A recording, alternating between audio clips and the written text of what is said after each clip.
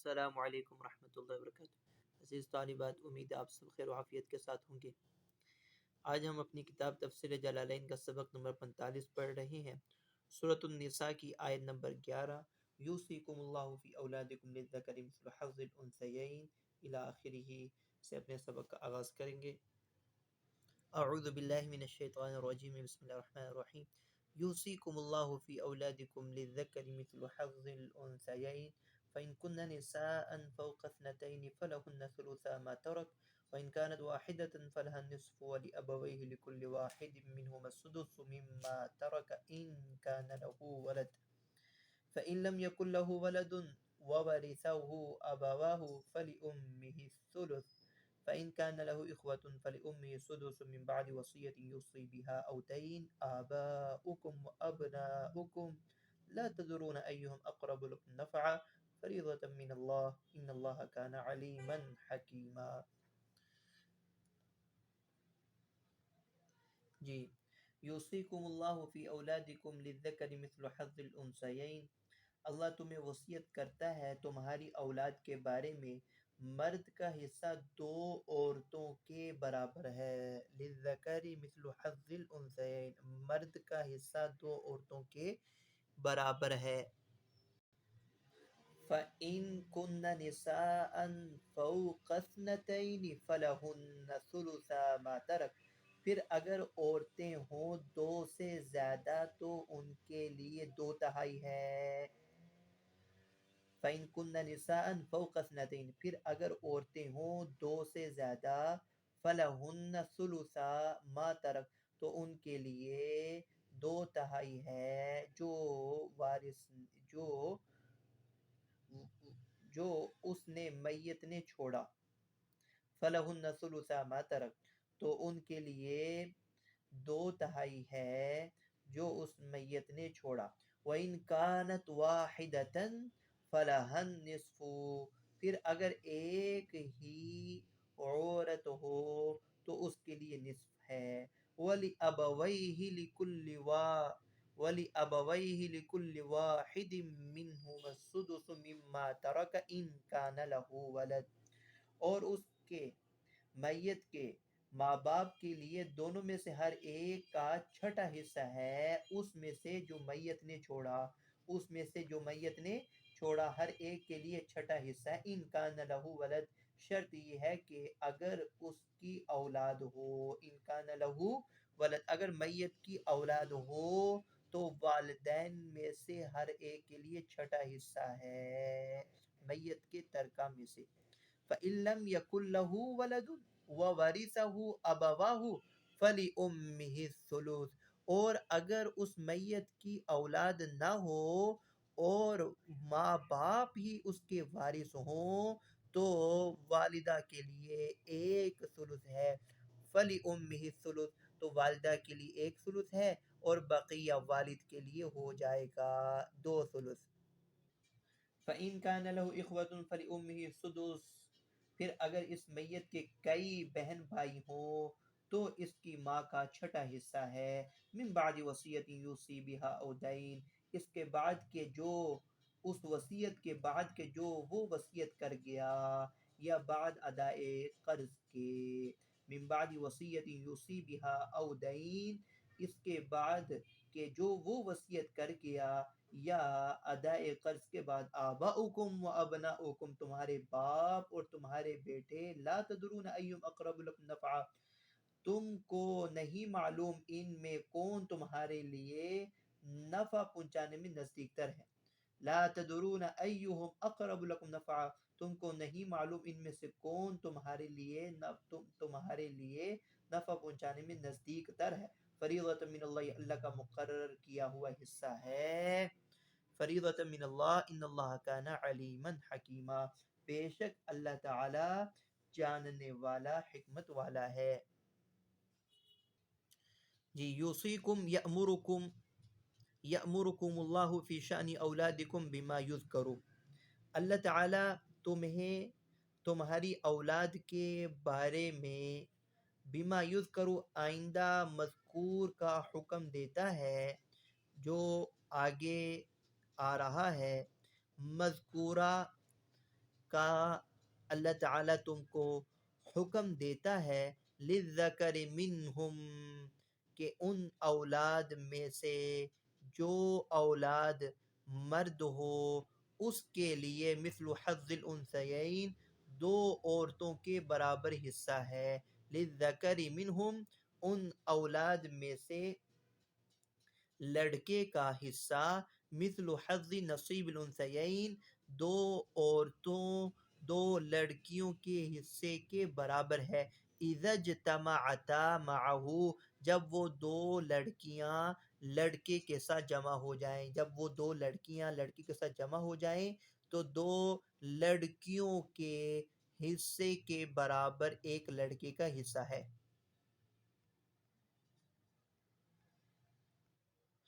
اسی کی تفسیر کر رہے ہیں فَلَهُ نِصْفُ الْمَالِ وَلَهُمَا النِّصْفُ پس لڑکے کے لیے نصف مال اور ان دو بچیوں لڑکیوں کے لیے نصف فَإِنْ كَانَ مَعَهُ وَاحِدَةٌ فَلَهَا الثُّلُثُ اور اگر اس لڑکے کے ساتھ ایک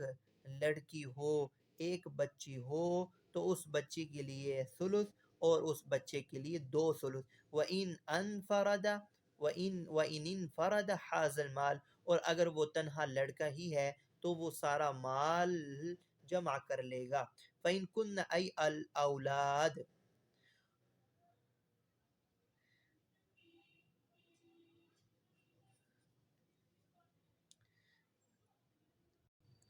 مفسر نے کنہ کی تفسیر اولاد سے کی ہے الاولاد جو کہ مذکر ہے جبکہ کنہ جمع مؤنث غائب کا صیغہ ہے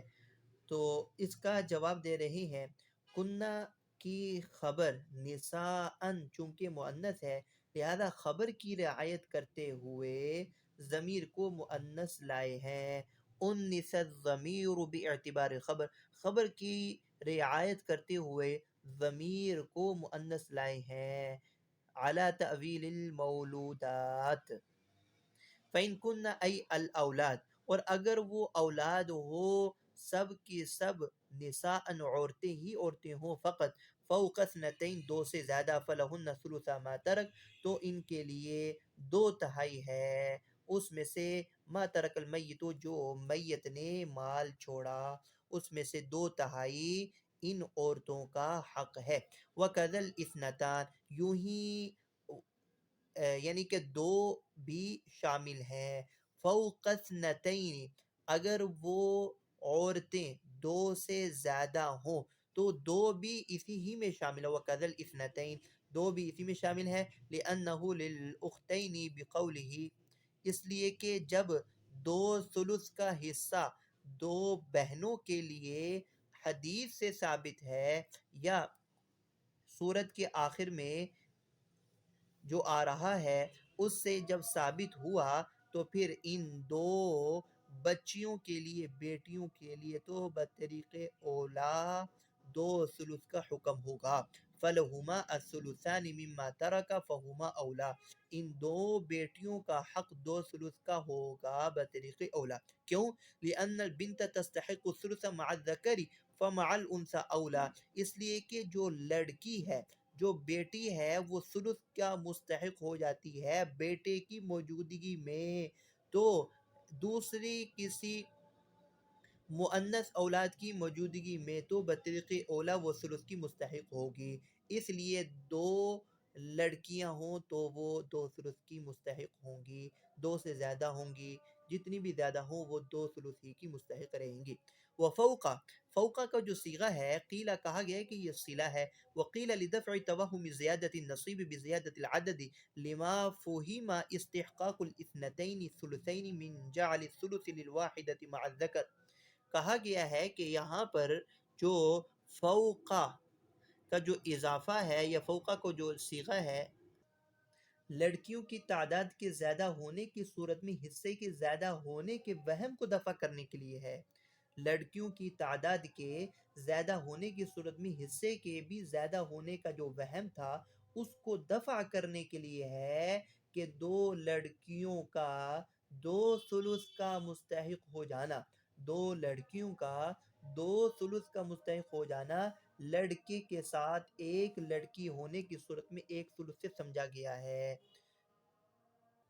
وَإِن كَانَتِ الْمَوْلُودَةُ وَاحِدَةً اگر وہ بچی اگر ایک ہی ہے، وَفِي قِرَاءَةٍ بِالرَّفْعِ فَكَانَتْ تَامَّةً اور ایک قرات واحدۃ رفع کے ساتھ ہے، اس صورت کے اندر کانت تامہ ہوگا۔ فَلَهَا النِّصْفُ تو اس ایک بچی کے لیے نصف مال کا حق ہے۔ وَلِأَبَوَيْهِ أَيْ الْمَيِّتُ وَلِأَبَوَ الْمَيِّتِ میت کے ماں باپ کے لیے، وَيُبْدَلُ مِنْهُمَا اور لِأَبَوَيْهِ سے بدل ہے، لِكُلِّ وَاحِدٍ مِّنْهُمَا لِكُلِّ وَاحِدٍ مِّنْهُمَا ابوی سے بدل ہے۔ وَلِأَبَوَ الْمَيِّتِ میت کے ماں باپ کے لیے، یعنی ان دونوں میں سے ہر ایک کے لیے السدس چھٹا حصہ ہے، مما ترک اس میں سے جو میت نے چھوڑا، ان کا لہو ولد شرط یہ ہے کہ اگر میت کی اولاد ہو تو والدین میں سے ہر ایک کے لیے چھٹا حصہ ہے۔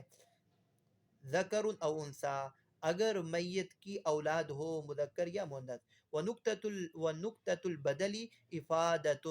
یہاں پر بدل کا جو نقطہ ہے یہ قابل یعنی کہ مفید افادہ ہے، مفید کے قابل ہے۔ ان افادۃ انہما لا یشترکان فیہ اس بات کا فائدہ دے رہا ہے، بدل کا نقطہ اس بات کا فائدہ دے رہا ہے کہ والدین میں سے دونوں ایک سدس میں شریک نہیں ہوں گے بلکہ ہر ایک کو سدس ملے گا۔ لا یشترکان فی ایک سدس میں یہ دونوں شریک نہیں ہوں گے بلکہ ان میں سے ہر ایک کو سدس ملے گا۔ وَأُلْحِقَ بِالْوَلَدِ وَلَدُ الْإِبْنِ اور ولد کے ساتھ ولد الابن یعنی پوتے کو بھی شامل کیا جائے گا اور باپ کے ساتھ دادا کو بھی شامل کیا جائے گا حکم میں۔ فَإِن لَمْ يَكُنْ لَهُ وَلَدٌ اگر اس کی کوئی اولاد نہیں ہے، وَوَرِثَهُ أَبَوَاهُ فقط اور والدین ہی اس میت کے وارث ہیں صرف، او مع زوج یا زوج کے ساتھ والدین ہی اس کے وارث ہیں، فَلِأُمِّهِ الثُّلُثُ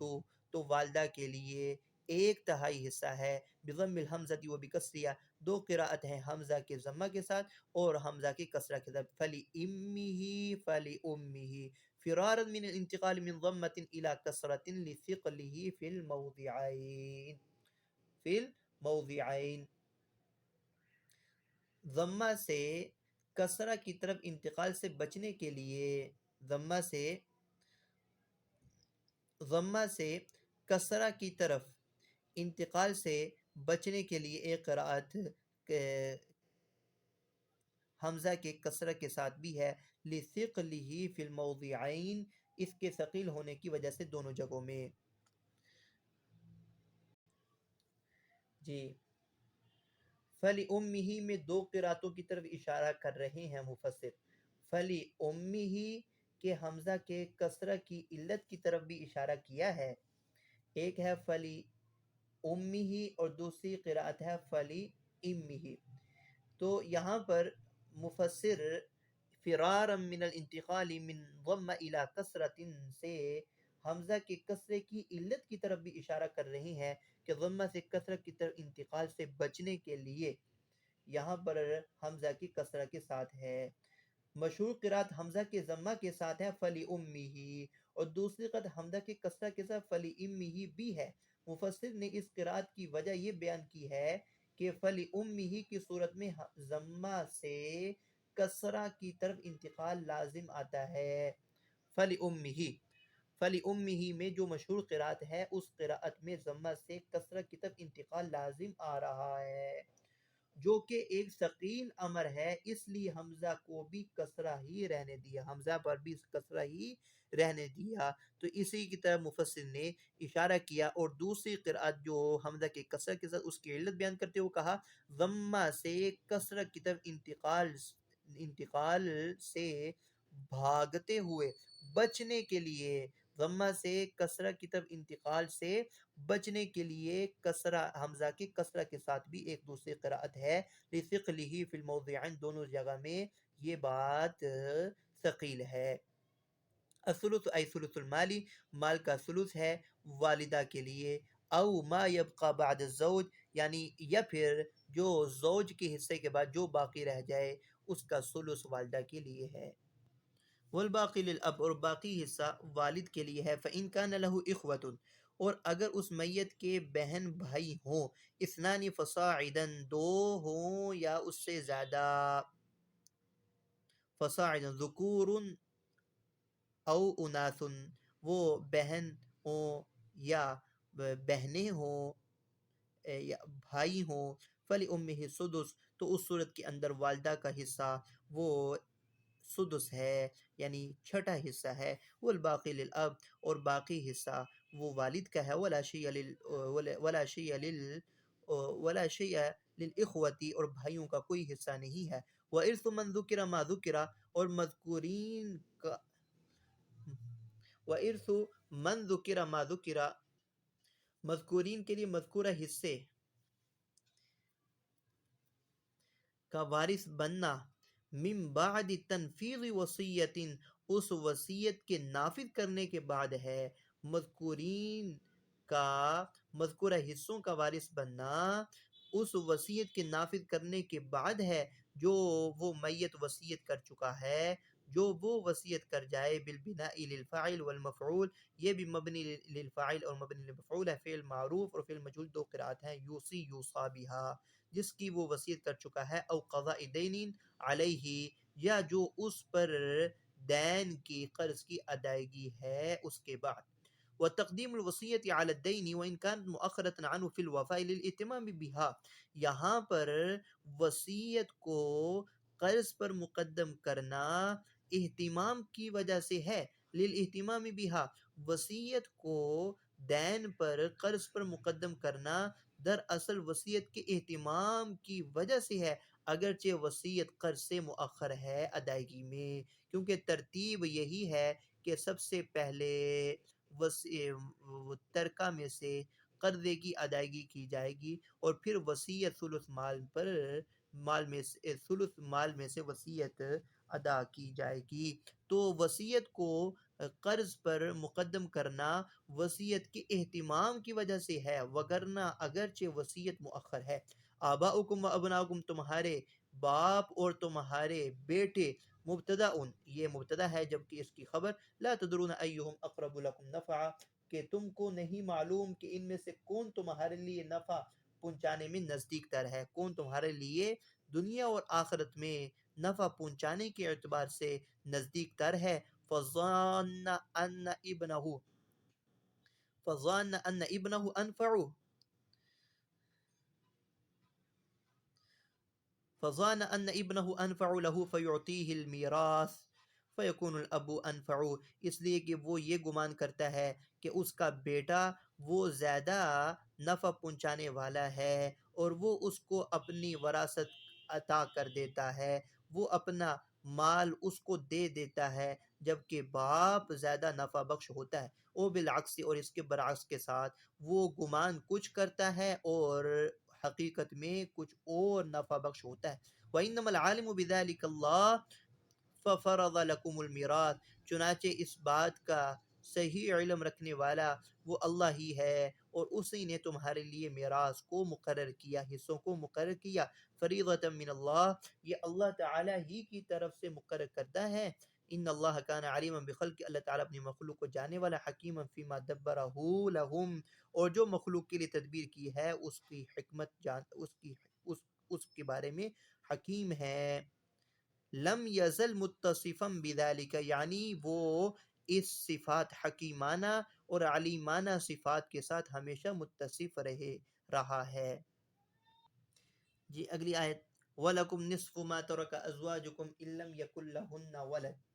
فَإِن كَانَ لَهُنَّ وَلَدٌ فَلَكُمُ الرُّبُعُ مِمَّا تَرَكْنَ مِن بَعْدِ وَصِيَّةٍ يُوصِينَ بِهَا أَوْ دَيْنٍ وَلَهُنَّ الرُّبُعُ مِمَّا تَرَكْتُمْ إِن لَّمْ يَكُن لَّكُمْ وَلَدٌ فَإِن كَانَ لَكُمْ وَلَدٌ فَلَهُنَّ الثُّمُنُ مِمَّا تَرَكْتُم مِّن بَعْدِ وَصِيَّةٍ تُوصُونَ بِهَا أَوْ دَيْنٍ وَإِن كَانَ رَجُلٌ يُورَثُ كَلَالَةً أَوِ امْرَأَةٌ وَلَهُ أَخٌ أَوْ أُخْتٌ فَلِكُلِّ وَاحِدٍ مِّنْهُمَا السُّدُسُ فَإِن كَانُوا أَكْثَرَ مِن ذَلِكَ فَهُمْ شُرَكَاءُ فِي الثُّلُثِ مِن بَعْدِ وَصِيَّةٍ يُوصَىٰ بِهَا أَوْ دَيْنٍ غَيْرَ مُضَارٍّ وَصِيَّةً مِّنَ اللَّهِ وَاللَّهُ عَلِيمٌ حَلِيمٌ۔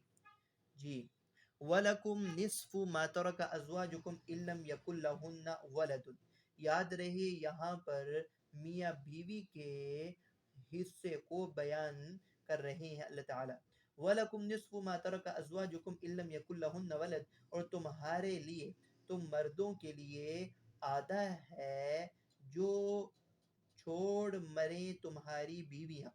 جو ترکہ تمہاری بیویاں چھوڑ جائیں اس کا آدھا حصہ وہ تمہارے لیے ہے۔ إِن لَّمْ يَكُن لَّهُنَّ وَلَدٌ، اگر ان کی کچھ اولاد نہ ہو۔ فَإِن لَّمْ يَكُن لَّهُنَّ وَلَدٌ فَلَكُمُ الرُّبُعُ، اور پھر اگر ان کی اولاد ہو تو تمہارے لیے چوتھائی حصہ ہے اس میں سے جو وہ چھوڑیں، من بعد وصیت یوصین بها او دین، وصیت کے بعد، وصیت کے بعد جس کی وہ وصیت کر جائیں، او دین یا ادائے قرض کے بعد، تمہارے لیے چوتھائی حصہ ہے۔ وَلَهُنَّ الرُّبُعُ مِمَّا تَرَكْتُمْ إِن لَّمْ يَكُن لَّكُمْ وَلَدٌ، اور ان کے لیے چوتھائی ہے اس میں سے جو تم چھوڑ جاؤ، جو تم چھوڑ جاؤ اس میں سے ان کے لیے چوتھائی ہے۔ إِن لَّمْ يَكُن لَّكُمْ وَلَدٌ، اس صورت میں اگر تمہاری اولاد نہ ہو۔ فَإِن كَانَ لَكُمْ وَلَدٌ، اور اگر تمہاری اولاد ہو، فَلَهُنَّ الثُّمُنُ مِمَّا تَرَكْتُمْ، تو جو تم نے چھوڑا اس میں سے ان کا آٹھواں حصہ ہے۔ فَلَهُنَّ الثُّمُنُ مِمَّا تَرَكْتُمْ، جو تم نے چھوڑا اس میں سے ان کا حصہ آٹھواں حصہ ہے۔ من بعد وصیت توصون بها او دین، اس وصیت کے بعد جو تم وصیت کر جاؤ یا قرض کی ادائیگی کے بعد۔ وَإِن كَانَ رَجُلٌ يُورَثُ كَلَالَةً أَوِ امْرَأَةٌ وَلَهُ أُخْتٌ أَوْ أُخْتٌ فَلِكُلِّ وَاحِدٍ مِّنْهُمَا السُّدُسُ، اور اگر ایسے مرد کی میراث ہے یا ایسی عورت کی جو کلالہ ہے، اور اگر مرد یا عورت ایسے ہیں جو کلالہ ہیں یعنی اس کا باپ بیٹا نہیں ہے، وَلَوْ أُخْتٌ أَوْ وَلَهُ أَخٌ أَوْ أُخْتٌ، اور اس کے بہن بھائی موجود ہوں، فَلِكُلِّ وَاحِدٍ مِّنْهُمَا السُّدُسُ، تو ان دونوں میں سے ہر ایک کا چھٹا حصہ ہے۔ فَإِن كَانُوا أَكْثَرَ مِن ذَلِكَ فَهُمْ شُرَكَاءُ فِي الثُّلُثِ، پھر اگر وہ ایک سے زیادہ ہوں تو وہ سب شریک ہیں ایک تہائی میں، من بعد وصیت یوصی بها او دین، اس وصیت کے بعد جو وصیت کر دی جائے یا ادائے قرض کے بعد، غیر مضار، نقصان نہ پہنچایا ہو۔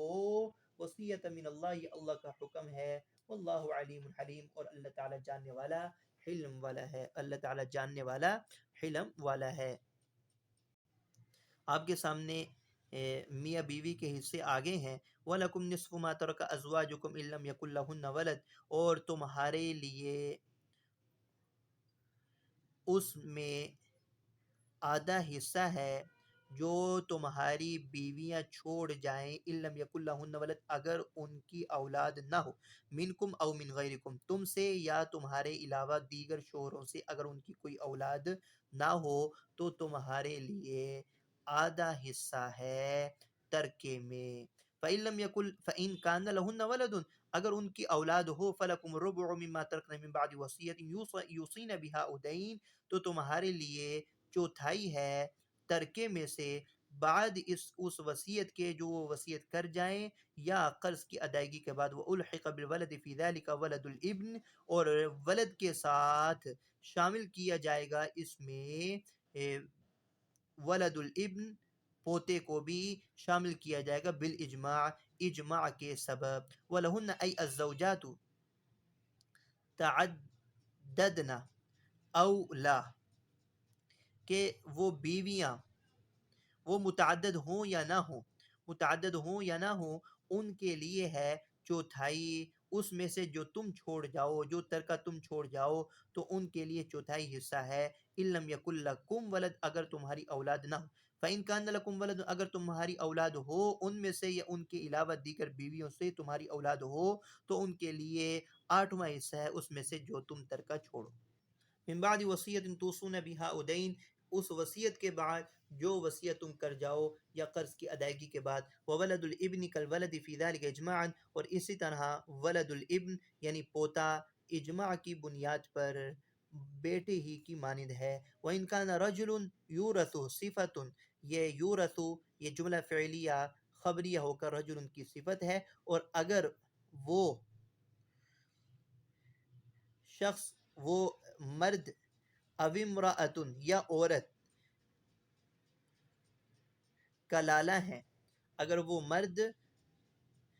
جو یعنی اگر ایسا مرد یا ایسی عورت جس کا وارث بنایا جا رہا ہے، اگر ایسا مرد یا ایسی عورت جس کی میراث ہو، وہ مرد یا وہ عورت کلالہ ہے، ای لا والد لہو ولا ولد، یعنی کلالہ وہ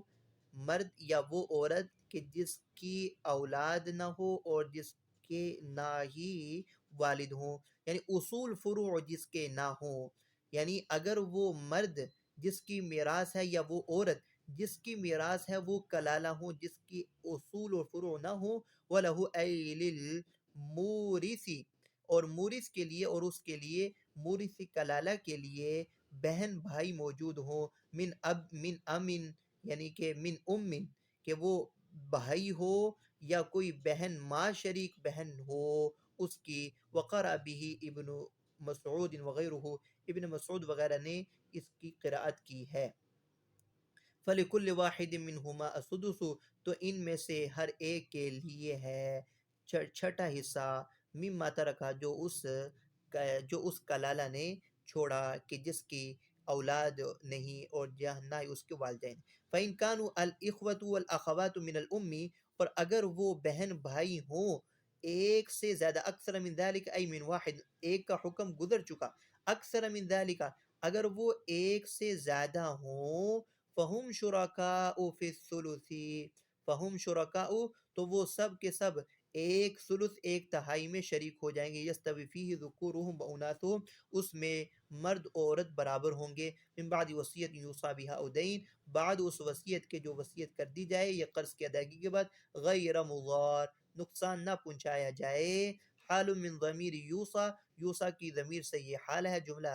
حالیہ ہے، ای غیر مدخل الضرر علی الورثہ، ورثہ پر ضرر داخل کیے بغیر، بأن یوصی باکثر من الثلث، کہ وہ وصیت کر جائے ثلث سے زیادہ، ثلث سے زیادہ وہ وصیت کر جائے اور ورثہ پر وہ نقصان داخل کر دے، ایسی کوئی وصیت نہ ہو۔ وصیتا مصدر مؤکد یوصیکم، یوصیکم کے لیے یہ مصدر مؤکد ہے کہ یہ حکم ہے اللہ کی طرف سے، اللہ علیم بما دبر لخلقہ من الفرائض، اور اللہ تعالیٰ ان فرائض کو بخوبی جاننے والا ہے جو اس نے اپنی مخلوق کے لیے مقرر کیے ہیں۔ حلیم بتاخر العقوبت عمن خالفہ،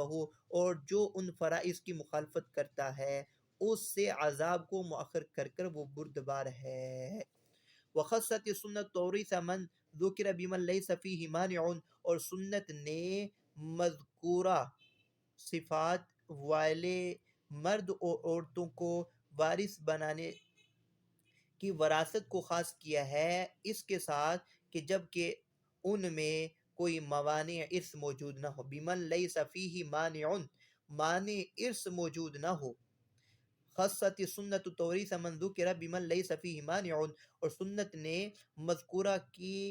وراثت کو خاص کیا ہے، وارث بنا دینے کو خاص کیا ہے اس کے ساتھ کہ جب کہ ان میں کوئی مانع ارث موجود نہ ہو، وہ مانع ارث قتل ہے، اختلاف دین ہے، اختلاف دین ہے یا رقیت ہے، جب کہ ان میں مانع ارث موجود نہ ہو تو وہ وارث بن سکتے ہیں۔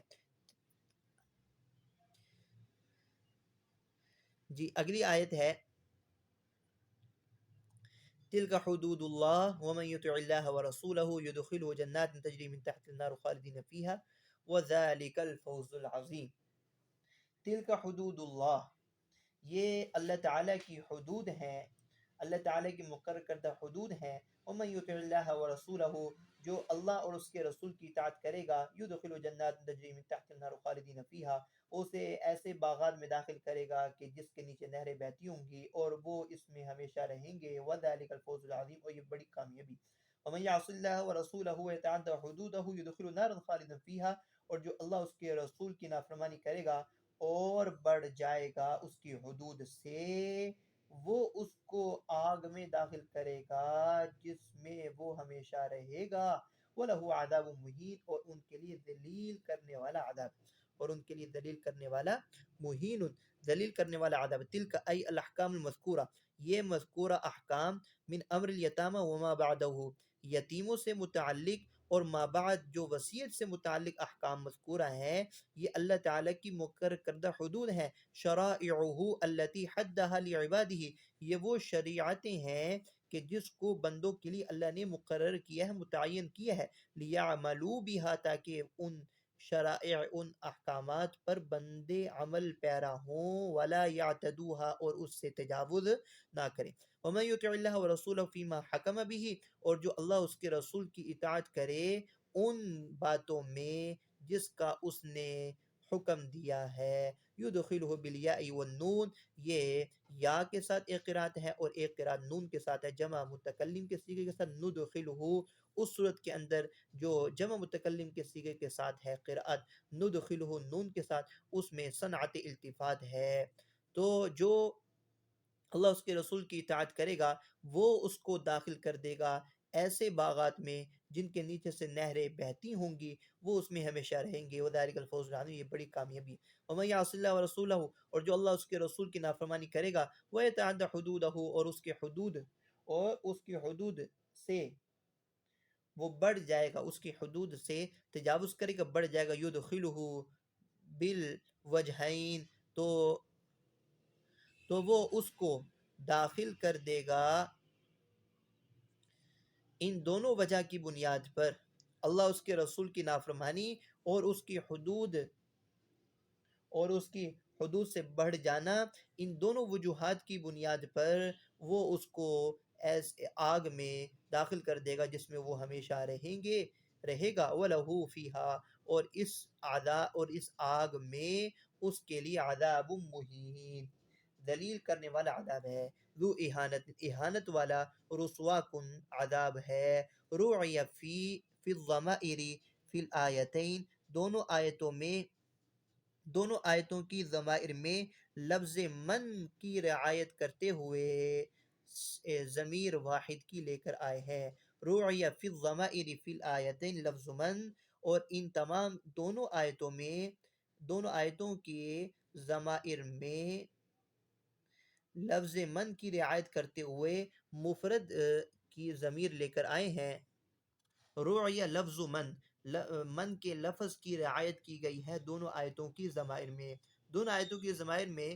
من کے لفظ کی رعایت کی گئی ہے. وفی خالدین معناہا، اور خالدین کے لفظ میں معنی من کی رعایت کرتے ہوئے جمع کا صیغہ لے کر آئے. یہاں تک آج ہمارا سبق تھا. السلام علیکم ورحمۃ اللہ وبرکاتہ.